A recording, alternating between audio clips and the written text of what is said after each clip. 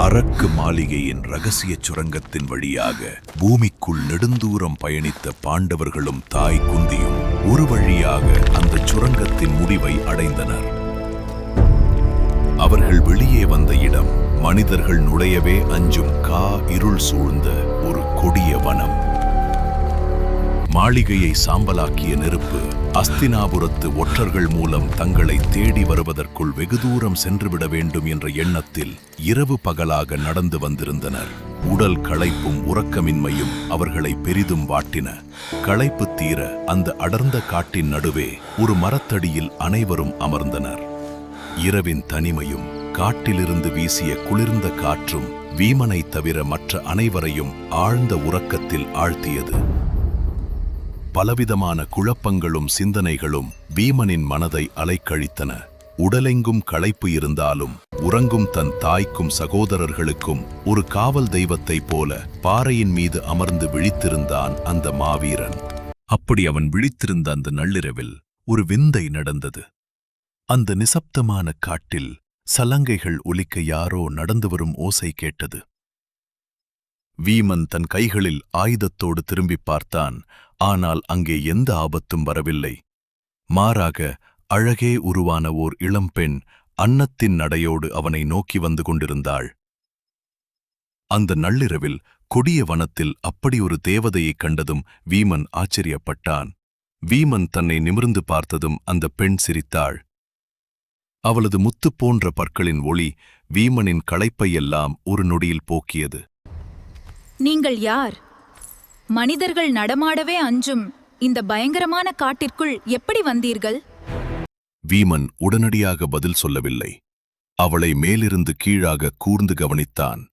மாவீரனான வீமனின் அந்த பார்வை அவளது உள்ளத்தை ஊடுருவியது. சற்று முன் இருந்த மிடுக்கு அவளிடம் இப்போது இல்லை.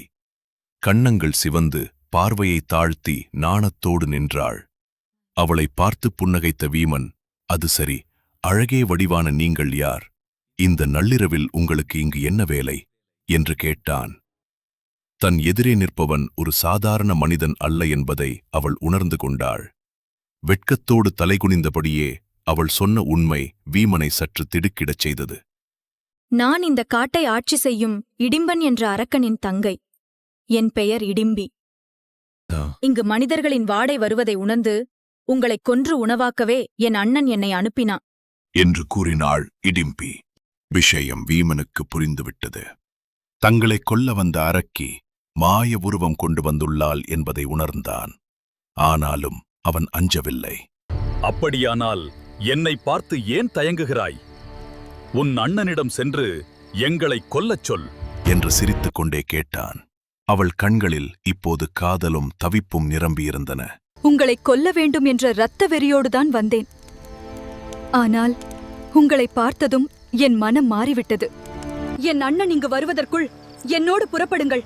நாம் இருவரும் எங்காவது ஓடிப் போய்விடலாம். உங்களை அவன் கொல்வதை என் கண்களால் பார்க்க முடியாது என்று கெஞ்சினாள் இடிம்பி. வீமன் ஆத்திரத்தோடு சிரித்தான். நான் கோழையே இல்லை பெண்ணே. உறங்கும் என் குடும்பத்தை விட்டுவிட்டு உன்னோடு ஓடி வர நான் அற்பன் அல்ல. உன் அண்ணன் வரட்டுமே. அவன் என் கையால் எப்படி அழிகிறான் என்பதை நீயே பொறுத்திருந்து பார் என்று முழங்கினான்.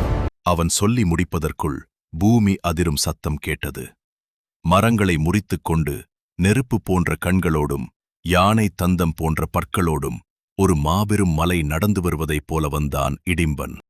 வந்தவனின் கண்களில் முதலில் பட்டது வீமனை பார்த்து வெட்கத்தோடு நின்ற அவன் தங்கை இடிம்பிதான். அவளுக்கு வந்த காதல் அரக்கனின் கோபத்தை உச்சிக்குக் கொண்டு சென்றது. இடிம்பி, பெண் புலி, ஆண்மானின் மேல் காதல் கொள்ளத் தொடங்கிவிட்டதா? இதோ பார், உன் காதலனை இப்போது என் உணவாக்குகிறேன் என்று கர்ஜித்துக் கொண்டே வீமனை நோக்கி பாய்ந்தான் இடிம்பன். வீமனும் சளைக்கவில்லை. நான் ஆண் சிங்கம், நீ வெறும் பூனை. அரக்கனோடு போர் செய்யும் துணிவு மனிதர்களுக்கும் உண்டு என்பதை இப்போது காட்டுகிறேன் பார் என்று பாய்ந்தான் வீமன்.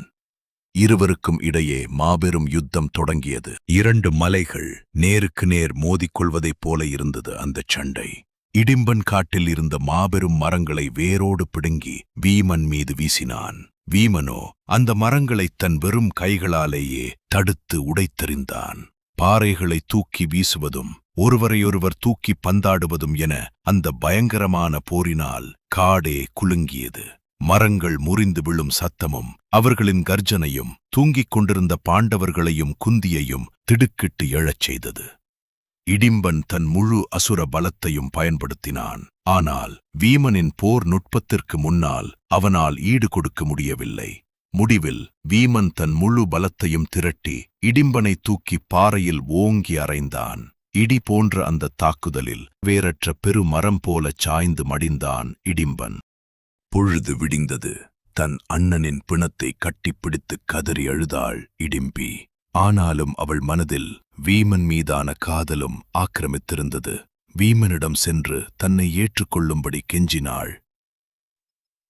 நாங்கள் மனிதர்கள், நீயோ அரக்கி. அது மட்டுமின்றி என் மூத்த அண்ணன் தருமனுக்கு இன்னும் திருமணமாகவில்லை. என்னால் உன்னை ஏற்க முடியாது என்று முதலில் மறுத்தான் வீமன். ஏமாற்றத்தால் துடித்த இடிம்பி குந்தியின் கால்களில் விழுந்து சரணடைந்தாள். அவளின் உண்மையான காதலை பார்த்த குந்தியும் தருமனும் மனமிறங்கினர். அவர்களின் சம்மதத்தோடு இடிம்பியை தன் மனைவியாக ஏற்றுக்கொண்டான் வீமன். அந்த இருண்ட காட்டில் வீமனுக்கும் இடிம்பிக்கும் கடோத்கஜன் என்ற மாபெரும் பலசாலி மகனாகப் பிறந்தான். அரக்கர் குலத்தின் வேகமும் மனித குலத்தின் வீரமும் அவனுள் சரிபாதியாக கலந்திருந்தன. சில காலங்கள் அங்கு கழிந்தன. வியாச முனிவர் அவர்களைச் சந்தித்து, நீங்கள் இந்த வனத்திலேயே இருப்பது பாதுகாப்பல்ல என்று அறிவுறுத்தினார். கணவனையும் மகனையும் பிரிய வேண்டிய நேரம் வந்ததை உணர்ந்த இடிம்பி தன் கண்ணீரை அடக்கிக் கொண்டு அவர்களை வழியனுப்பத் தயாரானாள். அப்போது சிறுவனான கடோத்கஜன் தன் தந்தையின் பாதங்களைத் தொட்டு வணங்கி, தந்தையே, எந்தச் சூழ்நிலையிலும் எங்கு ஆபத்து வந்தாலும் என்னை நீங்கள் நினைத்த மறுகணமே உங்களுக்கு கேடயமாக நான் வந்து நிற்பேன் என்று வீர சபதம் செய்தான். தன் மகனை மார்புறத் தழுவி கண்ணீரோடு விடைபெற்றான் வீமன். வியாசரின் அறிவுரைப்படி பாண்டவர்கள் அந்தணர்கள் போலத் தங்கள் உருவத்தை மாற்றிக்கொண்டு வேத்திரகீயம் என்ற நகரத்திற்குள் சென்று ஓர் அந்தணர் வீட்டில் அடைக்கலம் புகுந்தனர். அந்தணர்கள் போல உருமாறிய பாண்டவர்களின் அடுத்த இலக்கு என்ன? அந்த அமைதியான வேத்திரகீய நகரத்திற்குள் மறைந்திருந்த மாபெரும் ஆபத்து என்ன? விடை தேடி அடுத்த எபிசோடில் சந்திப்போம். அதுவரை புராண ஸ்டோரீஸ் தமிழ் சேனலோடு இணைந்திருங்கள்.